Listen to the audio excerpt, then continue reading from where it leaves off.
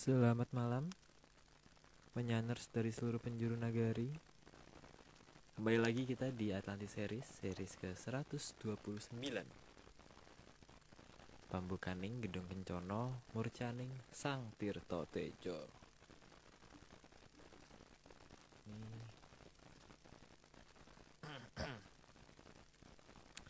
Kita menunggu Mas Agung.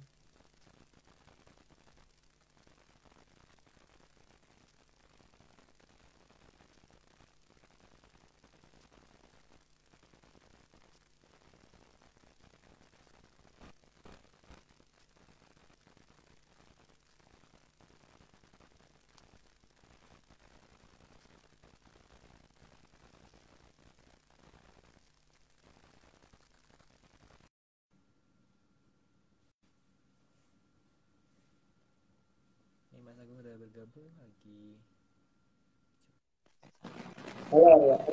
Halo. Sorry susah masuk tadi aku. Tapi coba berkali-kali. Suaraku aman nggak? Aman. Suaraku aman ya? Ya, aman. Baik, kita sudah tiga. Oke. Gimana kabarnya di sana? Baik. Halo Mbak ketemu lagi. Mas Aryo. Halo. Malam. Iya malam. Kayaknya double Pak. Kalau pakai earphone. Mbak pakai earphone suaranya betul. Lepas aja, Mas. Nah, ya. Lepas gimana? Boleh. Ntar Mas. Ya. Ini. Double suaranya. Iya kalau masih oke sih.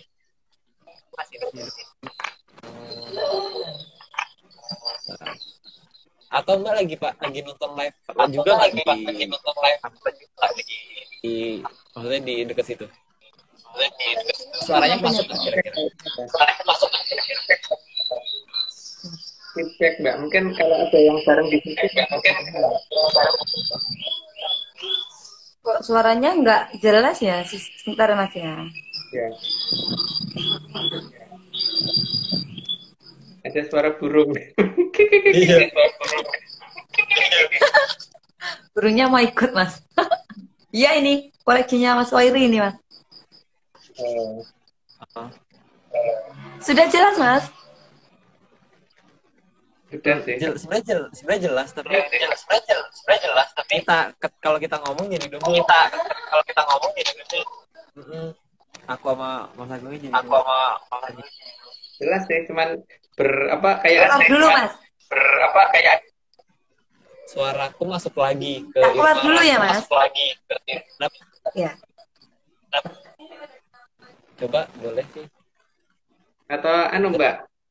Kalau dulu sebenarnya nggak begitu ngaruh sebenarnya. Biasanya pakai earphone. Iya. Atau mungkin karena di situ ada banyak orang, terus ada yang nganu juga, tapi terlalu dekat gitu, jadi feedback. Mungkin bisa feedback. Tapi tadi suaranya Mbak Etika nggak double. Jadi kayak dari earphone gitu. Jadi kadang-kadang tuh earphone tuh suka error gitu loh, karena mungkin dah terlalu lama tuh gimana. Dia outputnya masuk ke input lagi. Jadi suara yang keluar masuk ke dalam speaker lagi, mic-nya lagi gitu loh. Jadi kedengarannya ngomongnya 2 kali gitu. Gitulah.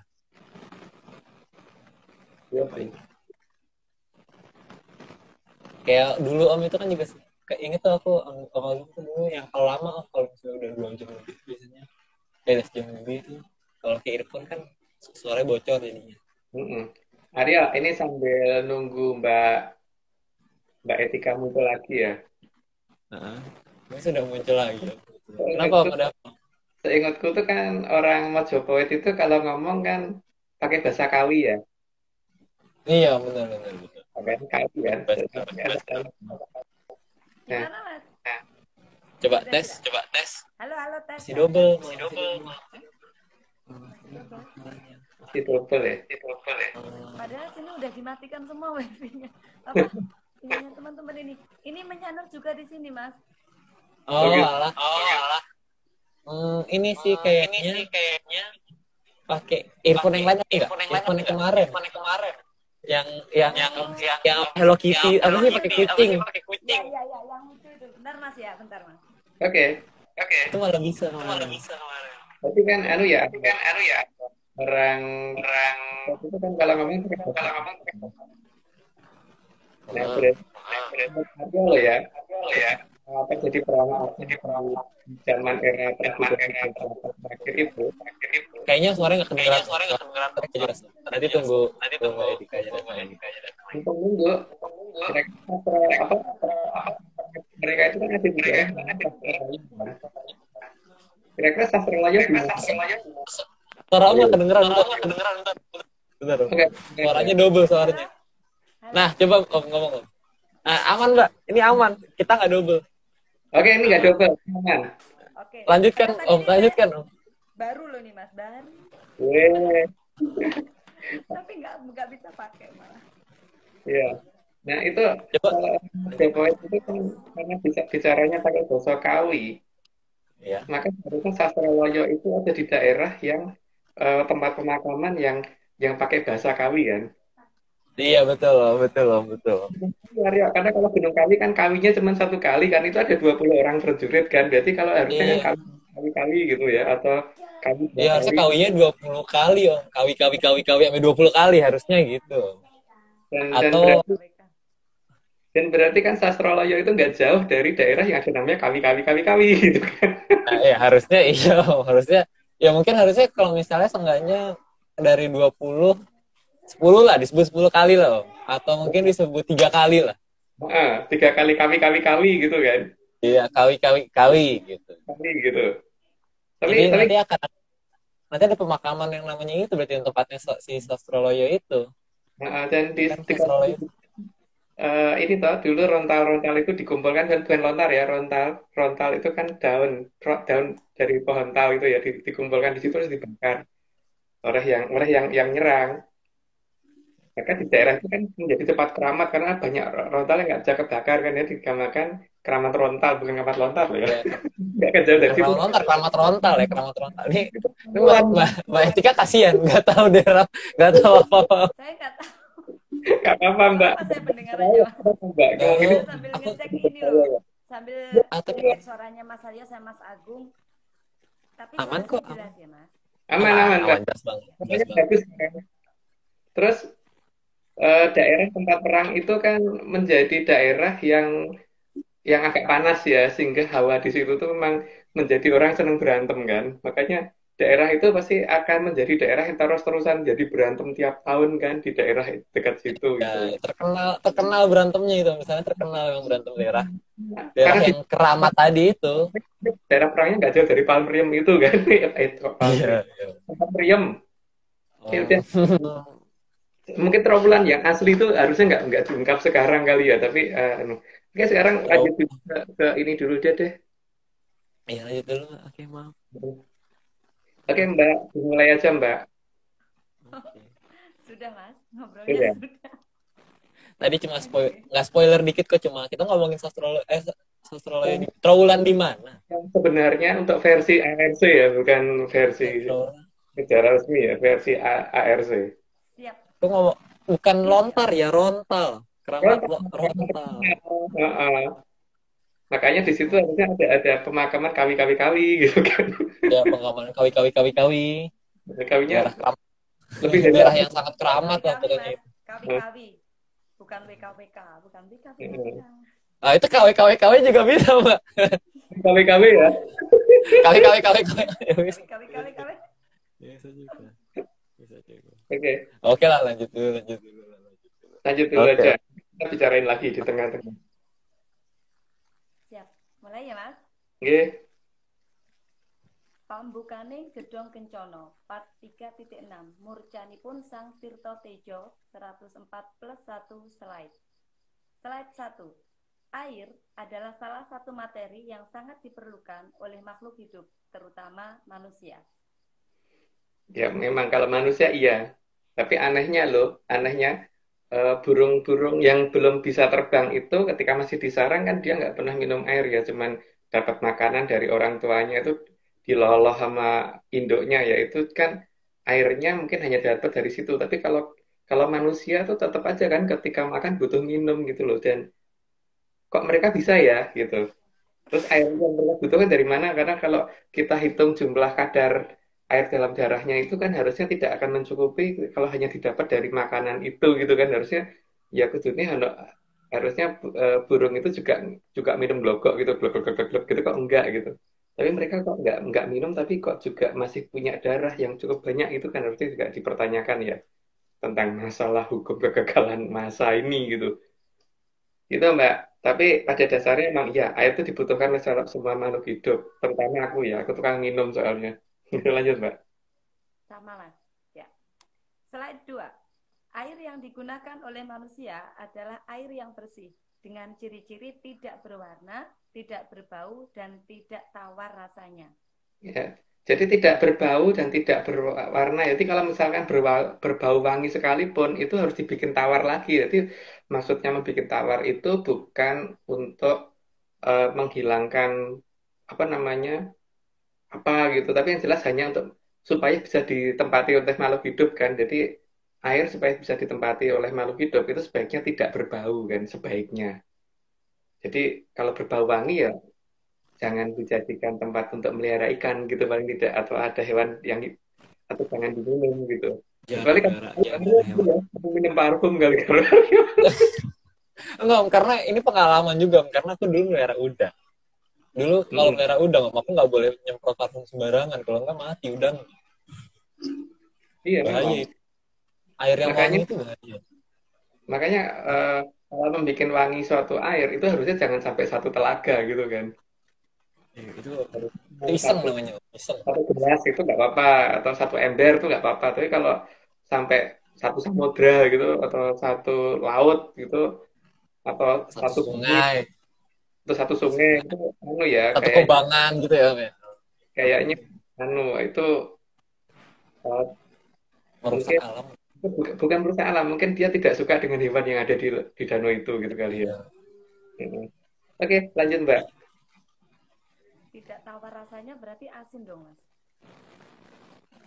Bukan bukan asin juga Mbak. Kalau kalau air asin kan bisa dihidupin oleh ikan laut ya. Tapi kan untuk ikan air tawar itu butuh air tawar dan tidak berbau ya. Coba aja di kolam air tawar gitu kita pelihara ikan, terus kita kasih parfum mati ikannya pasti Mbak. Iya. Ya. Dikasih baygon mati juga. Jadi kalau mau membuat kolam yang berbau wangi itu jangan jangan ada makhluk hidup di dalamnya gitu ya. Itu nggak tahu itu bijaksana apa tidak, nggak tahu ya. Tapi kalau itu terjadi aneh sih. Bukan aneh, apa namanya bijaksana nggak ya yang bikin itu gitu loh. Oh, kata menyanar sini, Om. Gak suka mancing ikan berarti orang. Ya Ya, mungkin mungkin. yang mancing, bukan pemancing ikan.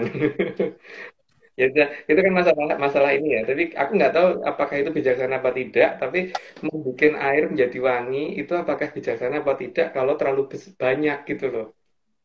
Gitu ya. Lanjut Mbak. Ya. Slide 3. Karena begitu diperlukannya air bersih, maka leluhur saat itu berhasil memohon kepada para sanghyang agar menempatkan aliran air Amertasari di tanah Parahyang.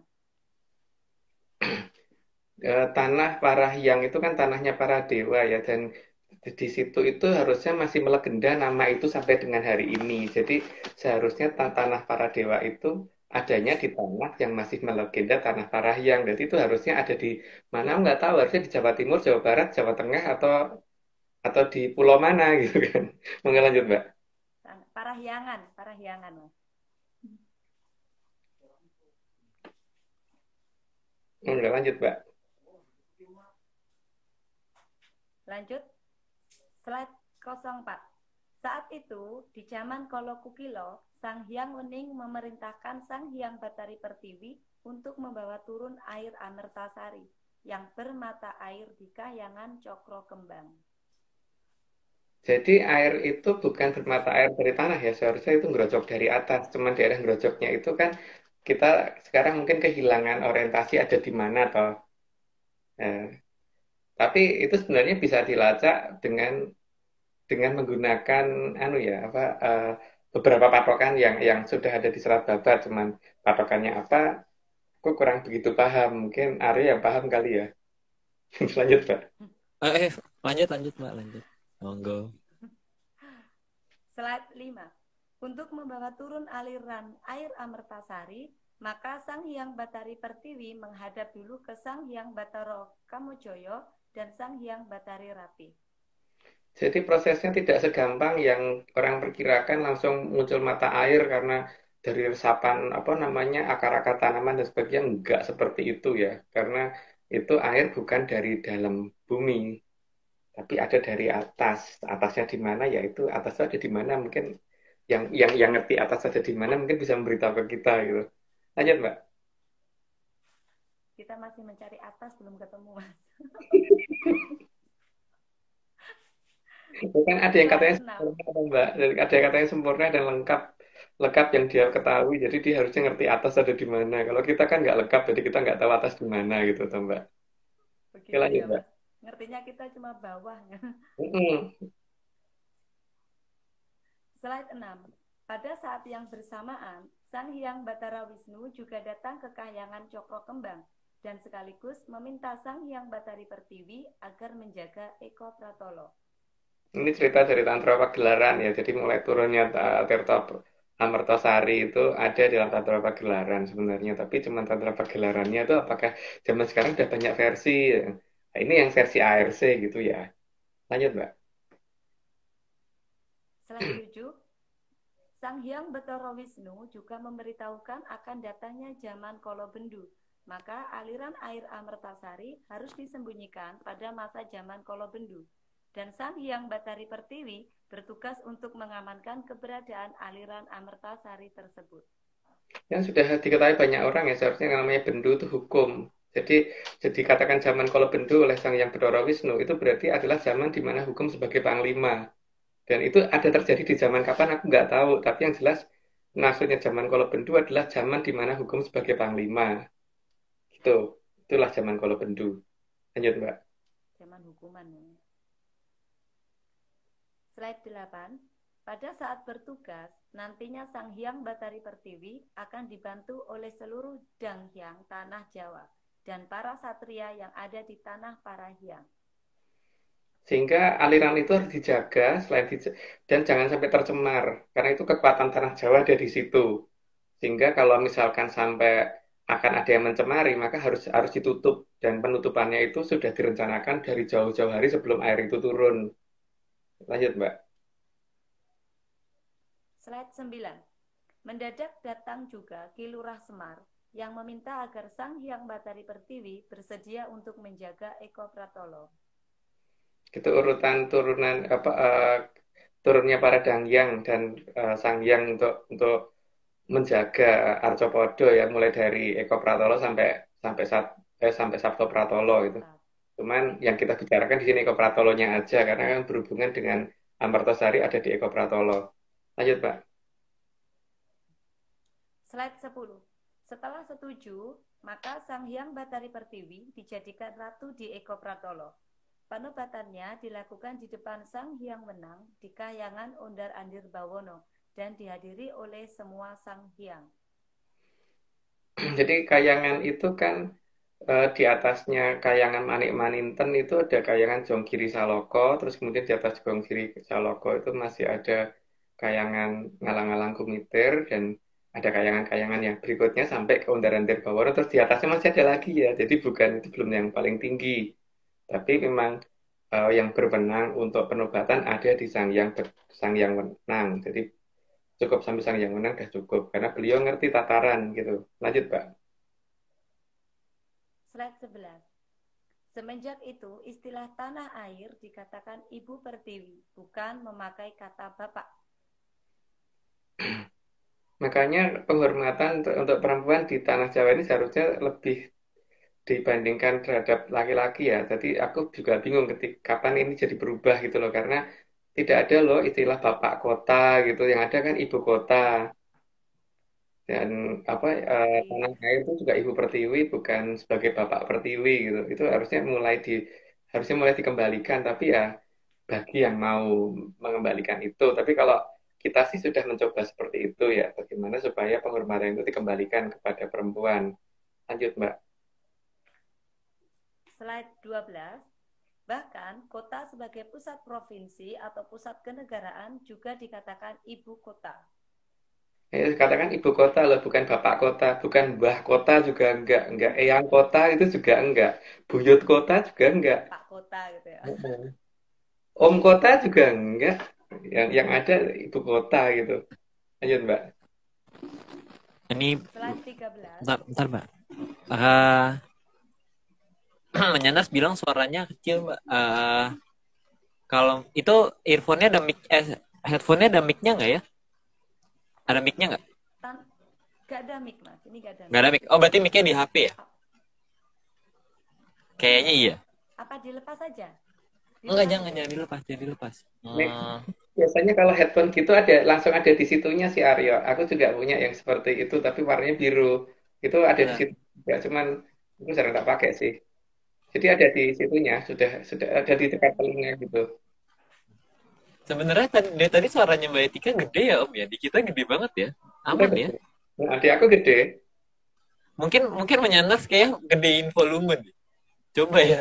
Kayaknya Menyanas yang harus gedein volume Om. Karena kalau enggak, kayaknya di kita amat saya jelas banget ya. Aku sama Dimas Agung jelas banget suaranya Mbak Etika. Iya. Jadi mungkin Menyanas yang merasa Mbak Etika suara kecil, digedein suaranya. Beda. Atau pakai earphone. Atau saya lebih teriak-teriak lagi gimana? Oke, Mbak. Iya, jangan. Boleh. Oh, itu tidak ada yang larang. Nggak ada yang larang. Nggak ada yang larang. Ini kan tadi penghormatan. Jadi benar-benar kita nggak melarang. Mana suaranya nggak merdu malah teriak-teriak. Gimana? Gimana ya, Mas? Ya apa, Mbak? Diatur Ya, lanjut aja. lagi. Lanjut aja sih. Aku Oh, nggak kedengaran apa-apa. kayak mungkin Mungkin ini Menyanars biar lebih menikmati, harus lebih mengilhami menaik. suaranya. Kalau iya. No? Coba gini, Mas. Coba ngomong lagi. Nanti kalau masih kecil ganti headset lagi. Gimana? Enggak sih, enggak kecil sih, Bang. Biasa. Nggak usah. Enggak ya, Mas? Udah, Ya, wes. kita emang iseng aja orangnya. Mas Arya oke, Mas Arya oke, sudahlah, jalan. Nggak apa-apa, Pak kecil, nggak apa-apa. Kita setuju. Kita berdua setuju. Kan terserah host, Pak. Saya kalau saya di gambar, saya di atas, terserah saya. Apa kata Mas Yaudah, Arya, wes. lanjut. Lanjut, slide 13. Karena mendapat perintah langsung dari Sang Hyang Wenang, maka nama ibu kemudian diabadikan menjadi nama kebesaran, termasuk nama istana dinamakan Keratuan, yang nantinya bergeser namanya menjadi Keraton. Oh, begitu. Jadi di sini yang terkenal tuh keratuan ya. Itu yang berdasarkan cerita yang didapat oleh ARC dari Tantra Pagelaran gitu ya. Lanjut, Mbak. Slide 14. Penunjukan yang Ratoni Eko Pratolo kepada Sang Hyang Batari Pertiwi itu karena akan datangnya zaman yang terbalik, di mana ada masa di zaman Kolo Bendu akan dikatakan perempuan adalah bagian dari laki-laki, dan Sang Hyang Batari Pertiwi nantinya diminta untuk mengubah di akhir zaman Kolo Bendu, sehingga saat zaman Kolo Sobo semua sudah kembali sebagaimana mestinya. Makanya sebelum perubahan zaman Kolo Bendu itu memang Sang Hyang Batari Pertiwi dulu yang akan turun, jadi bersamaan dengan Dewi Sri ya. Makanya akan ada tanah yang tadinya tandus jadi subur dulu. Itu sebagai tanda akan adanya perubahan dari Kolo Bendu ke Kolo Subo. Jadi bukan akhir zaman ya, bukan akhir zaman, hanya akan ada perubahan perubahan zaman. Tapi perubahan zaman ditandai dengan munculnya anugerah berupa tempat yang tadinya tidak bisa ditanemin jadi bisa ditanemin. Tapi ya nggak tahu kalau kemudian ada yang berpikir bahwa kalau itu pertanda akhir zaman ya aku nggak ngerti ya. Tapi kalau di Jawa nggak begitu sih. Lanjut, Mbak. Dewi Sri itu Dewi Padi ya, Mas? Dewinya tanaman sebenarnya, tanamannya padi, Mbak. Oh. Yang tanaman yang bisa dimakan ya terutama ya, yang oleh manusia. Gitu, Mbak. Slide 15. Maka turunlah aliran Amertasari dengan kekuatan aliran yang lumayan deras di daerah dekat munculnya sumber yang berkaitan erat dengan kahyangan Cokro Kembang. Jadi kalau aliran berantasnya ketahuan, walaupun mungkin kita tidak bisa melihat aliran berantasnya itu ada di mana saat ini, tapi berarti kalau diterek dari daerah situ, itu akan ketahuan kok sebenarnya ada di daerah mana gitu. Karena petunjuknya kan itu dari kayangan Cokro Kembang. Berarti sekarang kaki kayangan Cokro Kembangnya ada di mana gitu kan. Nama-nama kayangan Cokro Kembang itu, nama-nama kaki kayangan Cokro Kembang itu yang harus diketahui ya. Nah, tapi mungkin bukan wewenang dari ARC untuk menjelaskan itu di sini gitu. Jadi mungkin bagi yang tahu mungkin malah harus menceritakan kepada kita. Jadi kita diceritain ya. Oke, lanjut, Mbak. Cokro Kembang itu kayangannya Batari apa Dewa Betara Dewi? Kamojaya sama Betari Ratih, Mbak. Betara Kamojaya sama Betari Ratih. Oh, okay. Ya. Slide 16. Aliran Amertasari sanggup membuat orang menjadi sangat hebat dan bisa mempunyai kekuatan super. Makanya cerita tentang nenek moyang kita kebal senjata dan sebagainya itu memang iya, benar-benar ada dan itu bisa dilihat dalam banyak cerita dan banyak dongeng gitu loh. Dan ya memang begitu. Negara kita waktu itu memang seperti itu. Dan aliran dan kemudian cerita itu diikuti oleh cerita-cerita dari luar juga itu loh. Ada cerita bangsa Galia yang bikin ramuan ajaib dan sebagainya. Kalau kita nggak perlu bikin ramuan ajaib karena memang airnya itu yang bikin kuat gitu kan, nggak perlu diramu lagi gitu loh seharusnya. Lanjut, Mbak. Murni. Slide 17. Karena begitu pentingnya untuk menjaga Arcopodo dari para Drubikso, maka aliran Amertasari ini sangat dijaga oleh leluhur di tanah Jawa. Oke, karena apa namanya itu sangat penting, maka memang harus ditutupi ketika ada zaman yang kira-kira tidak menguntungkan kalau itu dimunculkan gitu kan. Jadi memang harus disembunyikan dulu gitu loh. Lanjut, Mbak. Slide 18. Aliran Amertasari juga bisa digunakan untuk menyembuhkan berbagai macam penyakit dan juga bisa untuk mengusir lelembut dari terah Drubikso yang masuk ke tubuh manusia. Dongengnya begitu, tapi kenyataannya kan aku juga belum pernah lihat air Amertasari ya. Jadi itu dongengnya begitu. Lanjut, Mbak. Slide 19. Selain itu, di tengah aliran Amertasari ada satu lokasi yang merupakan jalan menuju ke kahyangan Cokro Kembang. Maka harus dijaga dengan ketat sekali agar tidak semua makhluk bisa mengerti posisinya. Yang jelas kalau ada pesawat berani lewat di atasnya pasti hilang gitu aja, Mbak. Hilang itu mungkin diganti, mungkin ditabrak ke gunung kalau perlu gitu. Tapi pesawatnya sendiri didaratkan di sana dan orang-orangnya akan ada di sana. Jadi tidak akan dilarang keluar dari wilayah itu karena mereka sudah melihat daerah itu kan. Dan daerah itu ada daerah yang rahasia. Jadi kapan kira-kira ada pesawat yang mengalami naas ketika menuju ke arah itu ya kira-kira itu mereka sempat melihat gerbang ke arah Kayangan Cokro Kembang gitu aja. Lanjut, Pak.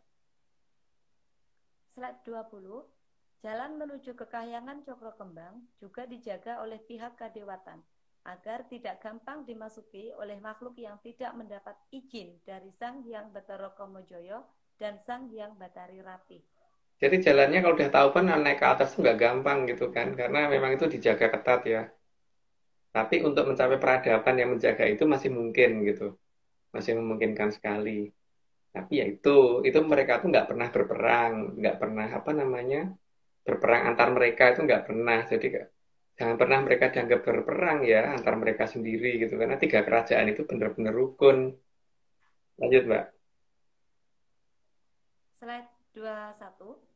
Maka beberapa daerah yang bisa dijadikan jalan menuju ke Keraton Eko Pratolo dinamakan dengan nama perempuan, bukan nama laki-laki. Ya moga-moga tahu arahnya kemana ya. Tapi aku nggak ngerti itu ada di mana gitu. Lanjut, Mbak.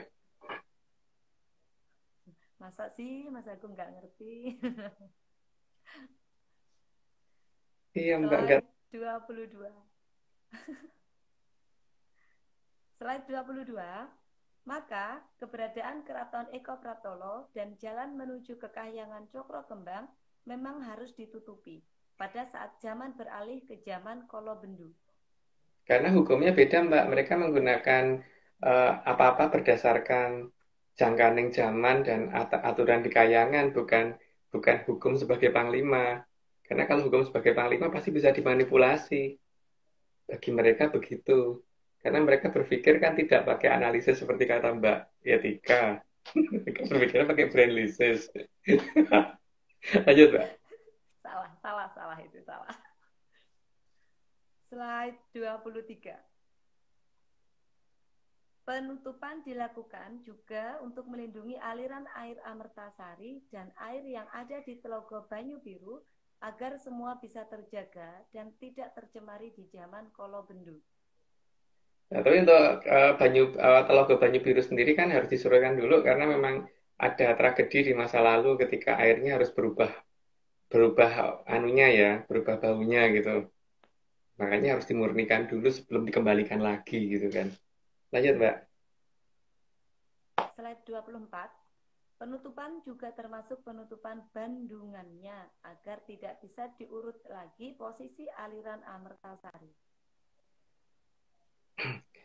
Penutupan bendungan itu tujuannya hanya untuk supaya orang nggak bisa nge-track ya. Kalau bendungannya di sini kan berarti alirannya di sini, kanalnya di sini, berarti sungai aliran Amertosarinya kan ketahuan. Danaunya di mana aslinya akan ketahuan. Terus airnya disembunyikan di mana akan ketahuan. Nah, supaya itu semua tidak terbaca, maka semua wilayah harus ditutupi supaya tidak bisa dilacak gitu kan. Dan logika kita tentang masalah pengalamiahan itu akan dijadikan patokan mereka. Jadi mereka sudah membaca bahwa kita akan mengalamiahkan itu kalau begini gitu kan. Lanjut Mbak. Slide 25. Penutupan juga dilakukan pada semua kanal yang berhulu dari aliran Amertasari. Ya, ini lanjut aja kan udah jelasin tadi. Lanjut Mbak. Slide 26. Maka dibuat layar atau geber berwarna putih yang susah dilihat oleh manusia untuk menutupi daerah tersembunyi yang tidak boleh dimasuki oleh peradaban Kolobendu. Nanti rincian tentang geber itu mungkin ada di 132 kali ya. Lanjut aja Mbak. Slide 27. Sehingga semua kejadian di dalam daerah yang dirahasiakan tidak akan bisa dilihat, apalagi dimasuki oleh peradaban Kolobendu. Ya pokoknya mereka tidak ini ya, tidak mau dimasuki oleh yang masih menggunakan peradaban Kolobendu, yaitu peradaban yang hukum sebagai panglima tadi. Gitu. Lanjut Mbak. Slide 28. Dan tentu saja layar tersebut harus bisa memberi gambar daerah yang seharusnya sangat jauh di belakang layar yang ada di peradaban Kolobendu. Jadi layar itu juga dipakai untuk merefleksikan gambar yang di daerah yang agak jauh sehingga wilayah daerah dalam batas wilayah yang mereka sembunyikan tidak pernah bisa dilihat karena yang dilihat adalah jarak ratusan kilometer sebelah sananya gitu. Begitu kira-kira. Lanjut ya Mbak. Slide 29. Jadi, meskipun daerah peradaban Mojopahit sangat luas, tapi yang bisa dilihat peradaban Kolobendu adalah peradaban Kolobendu yang ada di ratusan kilometer di seberang layar kedua.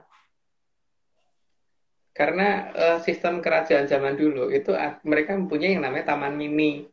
Taman mini itu adalah miniatur kerajaan yang ditaruh di depan istana. Jadi tamu-tamu itu yang tidak begitu mengenal kerajaan Majapahit maka hanya akan mengerti kerajaannya seolah-olah cuma seperti itu. Padahal di belakangnya masih ada kerajaan yang aslinya lebih besar. Maka daerah taman mininya itulah yang dulu sempat diserang. Dan di situ ada 20 penjaga dan tadi yang saya ceritakan sama Aryo tadi yang kita ini ya itulah posisi Trawulan yang sebetulnya gitu loh. Pasti harusnya nggak jauh dari itu tadi yang ada pemakaman kawi-kawi itu gitu. Lanjut, Pak. Slide 30. Agar tidak bisa dimasuki, maka di garis batas peradaban dipasang sistem sepi angin, sehingga orang bisa pindah tanpa sadar.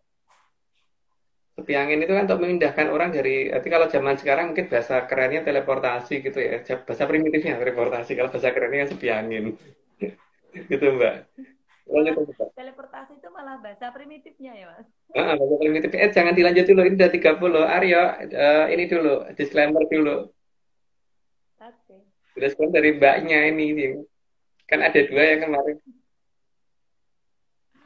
Ada Dari 3 ternyata. Baru Citarum. ngirim 1 Dari lagi. Citarum. Oke. Kalau gitu satu-satu. Yang paling terakhir.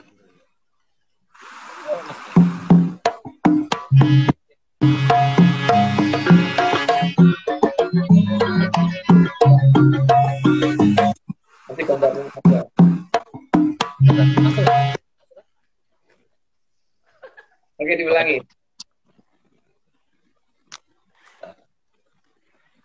Ini disclaimernya Mbak Etika ya. Ya, Mas. Jadi Mbak.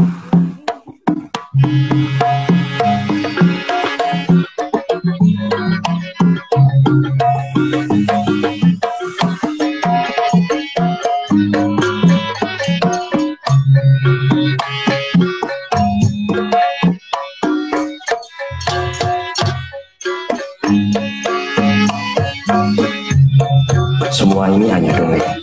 Kalau nggak percaya, ya nggak apa-apa. Tapi kalau mau percaya,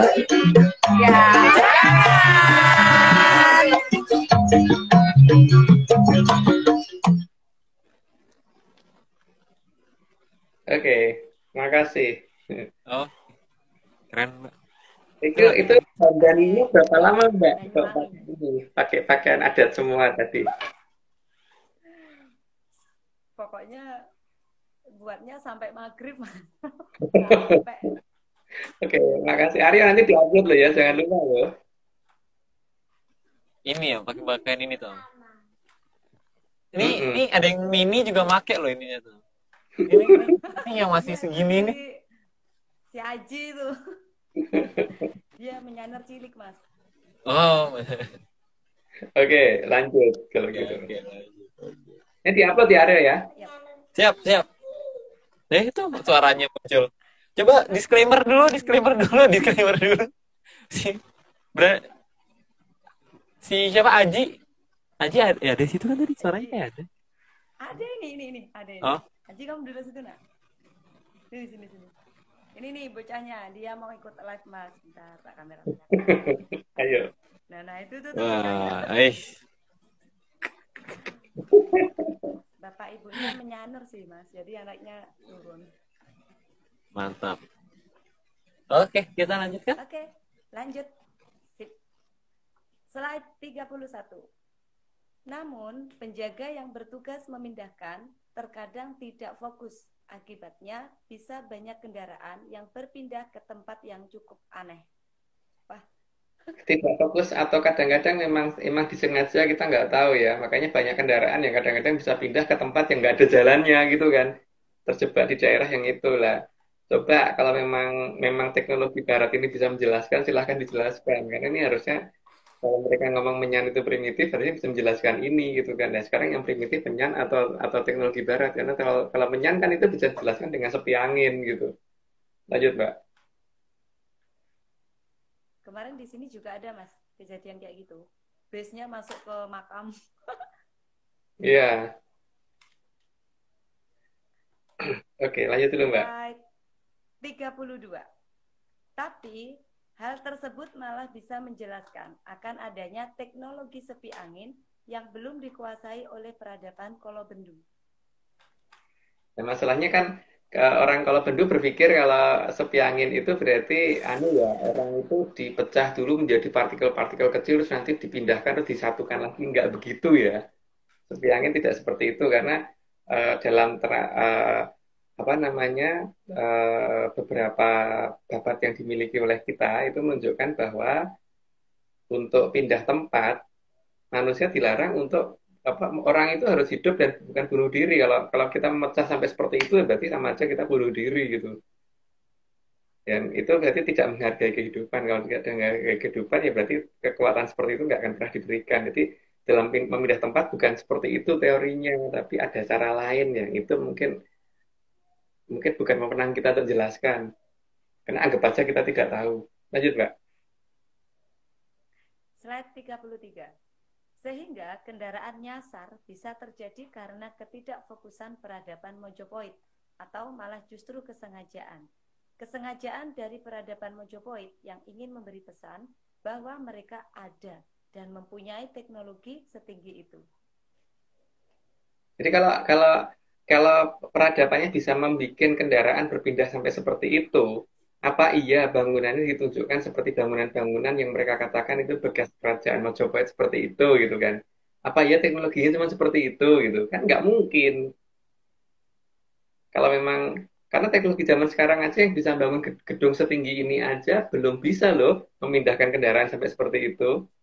Nah, berarti kalau logikanya kan kalau mereka bisa memindahkan kendaraan sampai seperti itu, berarti harusnya bangunan teknologinya juga lebih tinggi daripada bangunan yang dimiliki minimal oleh Amerika, karena Amerika aja belum bisa. Gitu. Lanjut, Mbak. Slide 34. Jadi dianggap hoax ataupun dianggap nyata, teknologi sepi angin itu memang benar-benar ada. Dan pasti para pakar yang berdasarkan ajaran barat tidak ada yang berani membuka kasus ini, karena akan terlihat kalau mereka tidak mampu memberi penjelasan. Suaranya memelan, Mbak. Dari mulai dan pasti para pakar suaranya mengecil, hilang. Oke, saya ulang. Slide 34. Jadi dianggap hoax ataupun dianggap nyata, teknologi sepi angin itu memang benar-benar ada. Dan pasti para pakar yang berdasarkan ajaran barat tidak ada yang berani membuka kasus ini, karena akan terlihat kalau mereka tidak mampu memberi penjelasan. Ya, jadi kan mereka akan menganggap ini akhirnya akan menganggap bahwa ini tindakan hantu gitu aja kan yang paling gampang. Tapi kalau ini dianggap hantu kan berarti itu semua udah berhenti, stop di situ. Tapi kan yang namanya pakar itu nggak boleh begitu. Harusnya diteliti dong. Kenapa bisa begitu, bukan didiamkan. Kalau nggak, jadi gini ya, sekarang siapa yang primitif gitu aja kalau seperti ini. Karena kalau dikatakan zaman dulu Majapahit yang primitif, kalau Majapahit bisa melakukan seperti itu. Lah terus mereka zaman sekarang yang katanya maju kok nggak bisa. Berarti kalau kita lihat hitung-hitungan secara teknologinya saja, itu kan kelihatan kalau yang Jakarta Surabaya kalau naik pesawat itu sekitar satu jam lebih sedikit gitu.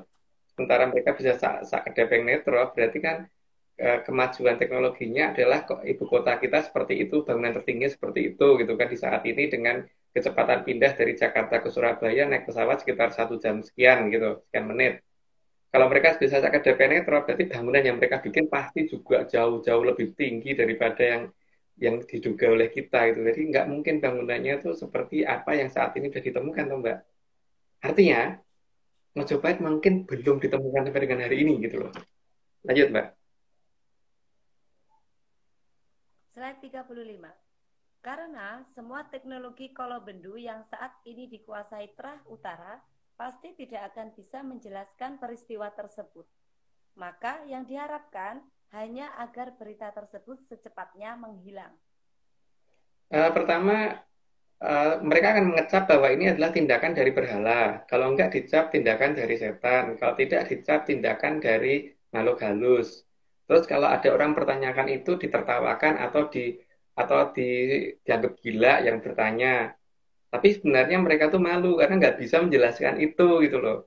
Karena kalau bisa menjelaskan, kalau nggak bisa menjelaskan akan ketahuan bahwa teknologi itu sebenarnya nggak seperti yang mereka sebarkan selama ini. Ada banyak teori-teori yang sebenarnya nggak masuk akal yang mereka pakai untuk pakem dan dijadikan patokan di zaman kolobendu ini gitu loh, Mbak.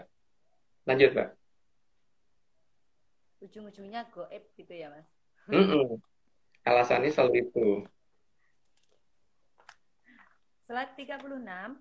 Karena dasar teknologi Mojopahit bukan berdasarkan hewan yang dikenal saat ini. Ya karena memang kalau misalkan kita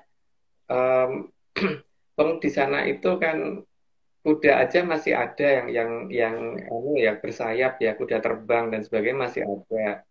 Jadi dasarnya itu menggunakan apa-apa yang di negara kita nggak ada saat ini gitu loh Mbak. Jadi memang beberapa teknologi kunci mereka sembunyikan dan tidak akan dikuasai oleh kita karena material kuncinya juga ada di pihak mereka bukan di pihak kita. Lanjut Mbak. Slide 37. Karena memang teknologi sepi angin itu dasarnya sepi, maka perpindahannya juga tanpa suara atau senyap. Jadi beda ya kalau apa namanya harus menggunakan apa ya halo-halo atau apa ya nggak ngerti ya itu. Tapi namanya sepi ya sepi gitu loh. Jadi senyap memang bukan ribut gitu. Lanjut Mbak. Slide 38. Juga bukan berdasarkan banyaknya jumlah, karena sepi itu jumlahnya berarti tidak ramai. Ya sepi itu berarti sendirian. Kalau bisa sendirian itu sepi gitu. Kalau berdua aja kan kita ngobrol udah nggak sepi lagi Mbak. Apalagi nih bertiga sama Aryo kan. Sangat tidak sepi gitu. Lanjut Mbak. Slide 39. Keberadaan dinding juga sangat penting untuk garis batas. Karena kalau tidak ada batasan nanti dengan gampang bisa dilewatin. Kalau dilewatin ya nanti resikonya bahwa peradaban mereka akan terganggu. Kan mereka tidak mau diganggu, Mbak. Maka mereka benar-benar menutup semuanya supaya kita nggak bisa ke sana. Lanjut, Mbak.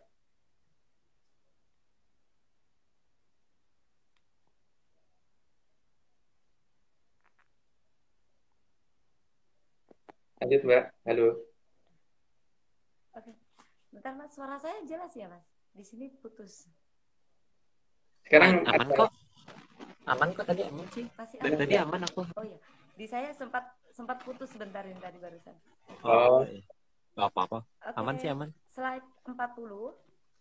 Di garis batas juga dipasang jaring-jaring halus yang dinamakan jala sutra agar tidak bisa ditembus. Ya, Jala Sutra itu memang ini ya, apa tidak semua orang ngerti itu apa itu. Tapi yang jelas dulu pernah ada loh pesawat yang kena Jala Sutra sehingga akhirnya mundur. Jatuhnya tuh mundur bukan maju. Nah, itu ada di mana nggak tahu. Tapi pesawatnya Hercules sih. Lanjut Mbak. Kejadian di mana itu? Oh nggak tahu ya? Nggak tahu. Nggak tahu. Kalau dari rumahnya Aryo mungkin ke arah selatan gitu. Oh gitu. Oke. Lanjut. Slide 41. Jala sutra juga bisa difungsikan untuk memindahkan sesuatu yang tidak dikehendaki masuk agar kembali ke peradaban Kolobendu. Ya, jadi itu sudah jelas lah, nggak perlu jelasin lagi. Lanjut Mbak. Slide 42. Juga untuk menghalau makhluk kecil dari trah drubiksa yang doyan darah agar tidak bisa masuk. Ya, kayak nyamuk dan sebagainya juga nggak bisa masuk ke sana. Lanjut Mbak. Slide 43. Maka trah drubiksa yang doyan darah hanya bisa memangsa makhluk di peradaban Kolobendu dan tidak bisa melihat peradaban selain peradaban Kolobendu.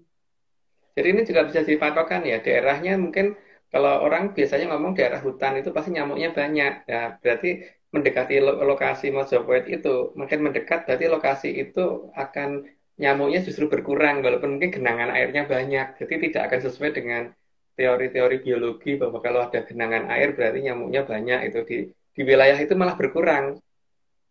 Karena nyamuk dengan sendirinya tidak akan tahan karena ada getaran yang membuat mereka harus pergi dari lokasi itu gitu. Lanjut Mbak. Slide 44. Seperti yang pernah dikatakan Sang Mahaprabu Kandiawan kepada Putut Jantoko, maka seluruh makhluk serangga bawahan dari Putut Jantoko tidak diizinkan masuk ke lokasi tersebut.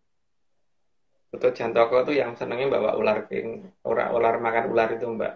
Lanjut Mbak. Slide 45. Peradaban tersebut juga tidak bisa diancam. Bagaimana mau mengancam? Melihat saja tidak bisa.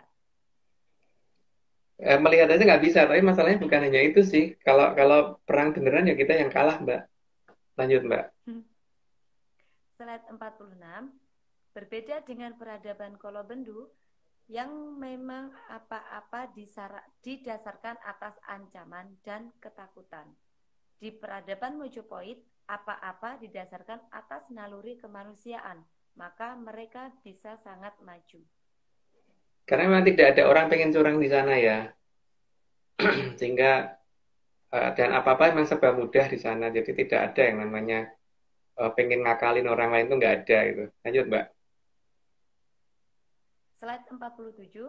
Selain itu, Sang Hyang Wening juga ikut menutupi lokasi tersebut, sehingga makin sempurna penutupannya, karena keberadaan sinar dari Sang Hyang Wening. Kalau itu sudah pernah dijelaskan di waktu yang kapan gitu. Nanti lanjut aja, Mbak.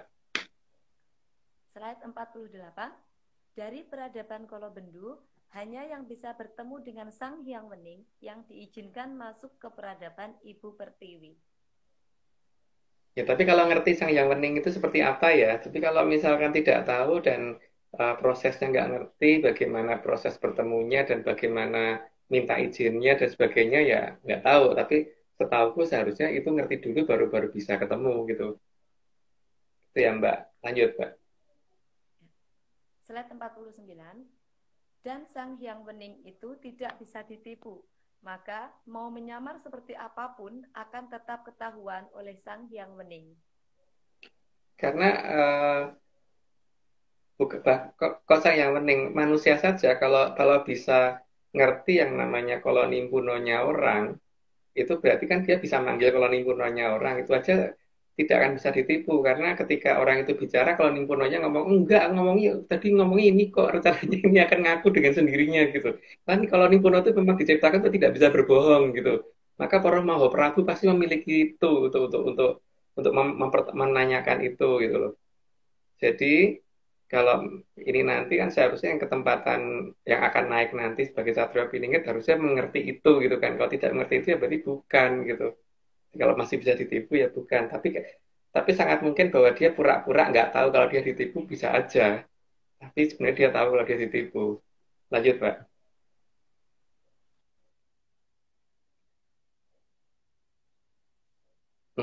Termuter. Halo, Aryo. Ya, putus saja. Yang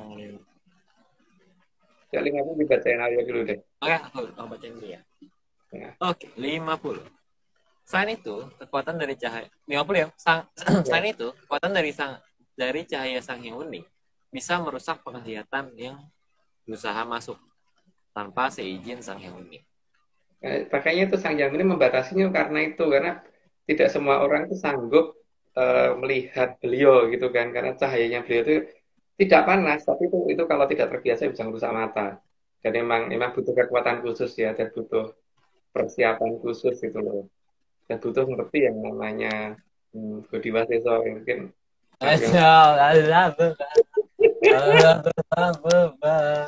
Kita lanjut yang satu ya. Ya yang ngerti kali ya, bukan kita ya malahan ya. Bukan. Kita sebaiknya emang harus nanya kalau misalnya iya. Suaranya hilang ya. Apa? Suaranya Aro tadi sempat menghilang. Oh iya, kejauhan. Jauhan dari ini. Oke. Ini Mbak Tika udah ada lagi. Oke, di add dulu.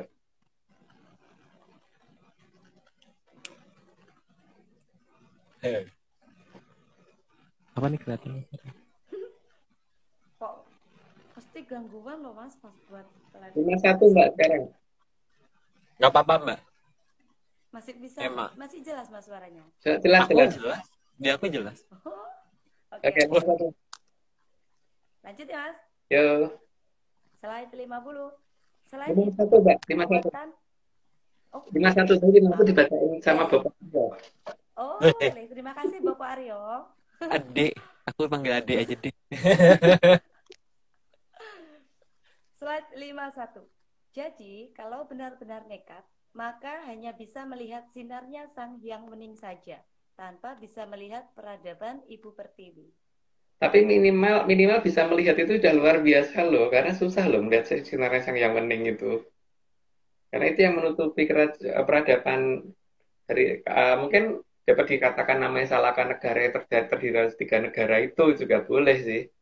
Tapi lebih bagus juga kalau dikatakan peradaban Ibu Pertiwi kali ya. Lanjut Mbak. Slide 52. Maka para penjaga di peradaban Ibu Pertiwi akan terlihat hanya seperti sinar yang berjalan, karena kekuatan mata penyusup tidak akan sanggup melihat apa yang ada di dalam peradaban Ibu Pertiwi. Ada sinar yang cukup kuat dan memang itu butuh kemampuan khusus ya untuk ini. Dan memang ada persiapannya untuk melihat itu. Makanya zaman dulu yang namanya Satrio itu bisa ketemu dengan para dewa dan sebagainya itu karena ada lakunya dulu. Tapi lakunya ya bukan dengan ngurangi makan, ngurangi tidur, ngurangi minum, bukan itu. Tidak ada nyambung dengan itu. Malah makannya banyak kali. Lanjut, Mbak. Slide 53. Sebegitu tingginya peradaban Ibu Pertiwi, maka jika menampakkan diri, peradaban Kolobendu akan terlihat sangat primitif. Ya, gimana di sana bangunan itu Pak pakai satuannya bukan meter lagi tapi kilometer. Kalau di kita kan masih pakai satuan meter masih bisa, Mbak. Kilometer Yang aja besar bukan ya, gitu. Yang seperti Mbak itu lihat kan itu kalau diukur-ukur itu sekitar 23 kilo kan yang waktu itu yang Mbak lihat fotonya itu. Paling minimal di Dari jauh aja masih kelihatan besar, Mas. ada mungkin Jauh aja ya. hitungannya berapa itu. Lanjut, Mbak. Oke, slide 54. Karena peradaban Ibu Pertiwi bukan didasarkan atas teori permunyukan, tapi didasarkan dawuh dan kawruh dari kadewatan. Jadi beda ya. Kalau di sini mereka tidak yang jelas tidak pakai analisis ya. Relisis. Lanjut, Mbak. Slide 55. Di terah Ibu Pertiwi memang tidak ada satupun yang merupakan keturunan dari Munyuk, karena mereka adalah terah dari kadewatan. Aduh, gambarnya. Karena beda, Mbak. Kalau di sini mungkin ada yang bangga loh ngaku bahwa anak turunnya Munyuk gitu. Itu ada yang bangga loh ngomong begitu sampai memaksa orang lain harus mengakui cerita itu gitu. Jadi ya itu memang tidak akan pernah diizinkan masuk sana kalau masih mengakui seperti itu kan. Karena lo bangsane Munyuk kok mlebu ning bangsane bangsane kadewatan nggak mungkin boleh dong. Lanjut, Mbak. Itu Mas Arya dapat gambar dari mana sih? Munyuknya kok gitu banget loh. Ini kayak Mas Agung yang nyari kan gimana nih? Kenapa, Mbak? Naksir ya? Mas. Naksir ya, Mbak? Biar cantik munyuknya. Naksir ya, Mbak? Wah, buat stiker ini. Oke, lanjut. Slide 56. Maka tepat jika di peradaban Ibu Pertiwi itu dinyatakan sebagai tanah para dewa atau tanah para hyang. Karena di sana dewa selalu didewa-dewakan dan leluhur yang sudah bisa setataran dewa juga didewa-dewakan. Jadi ada perbedaan ya, di peradaban Kolobendu kan nggak boleh mendewa-dewakan. Kalau mereka malah mendewa-dewakan. Ya, kalau aku juga mendewa-dewakan sih, Mbak. Jadi mungkin kan memang dewa ya, Mas. Memang dewa ya didewa-dewakan kan. Leluhur manusia didewa-dewakan. Lanjut, Mbak. Slide 57. Sang Hyang Batara Wisnu juga mempersiapkan semua kejadian yang akan menimpa peradaban Kolobendu di peradaban Ibu Pertiwi. Karena semuanya itu sudah bisa diurut ya oleh beliau karena beliau sangat dekat dengan Sang Hyang Tontowinanci kan sehingga ngerti apa yang akan terjadi gitu. Jadi ya bisa kalau perlu mengulang kejadian juga bisa. Jadi supaya kejadian itu tidak terjadi juga bisa. Tapi kan Bathara Wisnu tidak mau seperti itu. Jadi yang terjadi biar terjadi tapi paling tidak nanti dikembalikan lagi di zaman Kolosubo gitu kan semuanya. Lanjut, Mbak. Ini wayangnya Bathara Wisnu yang Bathara Arya, Mbak. Bopo Lo. Keren loh sudah jadi Bathara Arya. Bathara Kairi, Mbak. Bathara Kairi. Sungkem saya, sungkem. Lanjut. 58. Sehingga nanti kalau Arcopodo sudah akan diluku dan digaru, maka untuk memperbaiki peradaban ke zaman Kolosubo bisa dilakukan dalam waktu yang singkat. Tapi yang lugu dan yang garu itu juga pada dasarnya dilakukan oleh Koro Sukerto sendiri ya. Jadi Sukerto kan ini dari Sukerto oleh Sukerto untuk Sukerto gitu kan. Ya. Jadi Kesalahannya sendiri juga hanya ini toh hanya membersihkan setelah mereka bertindak gitu loh. Jadi jamur tipe itu bukan karena leluhur yang melakukan itu, tapi itu Soekerto sendiri yang menjalankan itu. Dan itu kan menunggu ketika Surabaya Negari meh gathuk mring Madura Negari meh gathuk mring Surabaya gitu kan Mbak. Dan ini kan makin ke timur terus itu, jadi sudah mau meh gathuk mring gitu aja lah. Lanjut Mbak. Gitu ya. Luku itu apa sih Mas? Luku Hmm? itu apa? Luku. Apa, Mbak? Luku. Luku Luku dan itu garu. apa namanya? Kalau di Luku itu berarti di ini loh, apa namanya? Ya hampir sama dengan di Garu, cuma kalau Luku itu yang ditarik sapi itu loh Mbak. Oh. Garu itu kan Bajak sawah, bajak sawah. Oh, kayak pakai yang apa kayak pakai sekop yang bentuknya anu tuh loh, apa namanya? Bentuknya kayak garpu itu namanya digaru. Di tanah dicongkelin gitu itu namanya digaru. Tapi kalau di Luku itu yang ditarik sapi itu loh, apa namanya tuh ya? ya. Bajak, bajak sawah biasanya. Ya, ya. Bajak katanya Bapak Aryo dibajak. Mm-mm. Lanjut Mbak. Slide 59. Maka Sang Hyang Bathara Wisnu juga memperkuat kekuatan garis batas agar tidak bisa ditembus oleh sang jamur dipo dengan cara melompatkan efek rambatan jamur dipo tanpa merusak peradaban Ibu Pertiwi. Jadi diteleport istilahnya, tahu disepianginkan gitu. Jadi itu caranya beliau. Tapi ya karena yang melakukan dewa ya pasti lebih bagus daripada yang melakukan manusia sih. Lanjut Mbak. Slide 60. Peradaban Ibu Pertiwi adalah peradaban yang tidak pernah mengabaikan apapun yang ada. Jadi tidak ada yang namanya alamiah di sana Mbak ya, karena semuanya tuh ada yang nyusun gitu. Aryo ini udah 60, mungkin perlu disclaimer kedua.